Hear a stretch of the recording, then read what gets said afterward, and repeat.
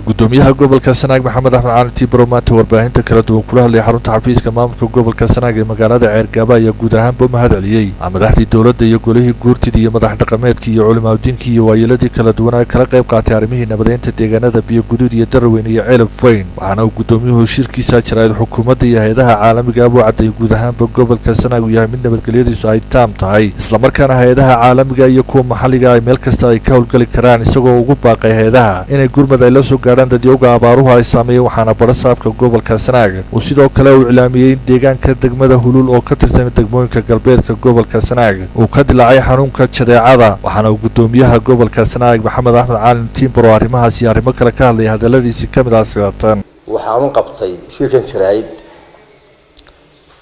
inaan halkan uga mahadnaqo cid kastoo ka qayb qaatay hawshii nabadeynta tii hore Ceelaf Weyn iyo tan dambe Jidaliba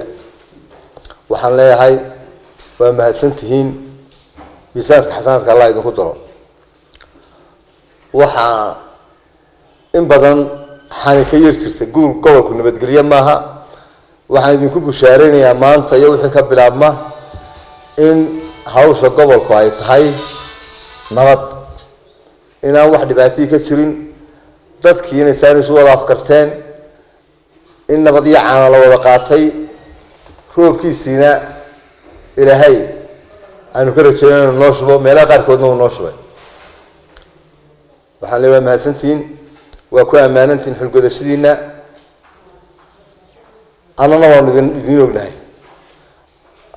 aniguna nasiib gaar ah baan u yeeshay intaanimi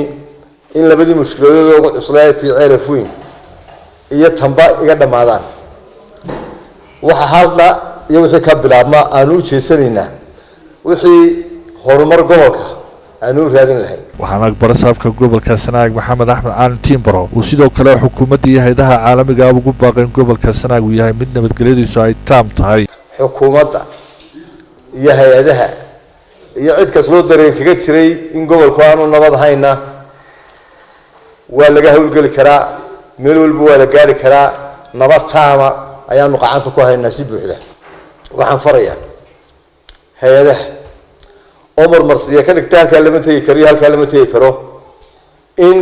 gobolka Sanaag koone maanta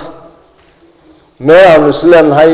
turxayr baa idinka jirtay inaanay jirin waxaana sidoo kale gudoomiyaha gobolka Sanaag Maxamed Axmed Cali Tiibro uu sidoo kale shaaca ka qaaday in deegaanka Hulul oo ka tirsan degmooyinka galbeedka gobolka Sanaag ay ka dilaacday xanuunka jadeecada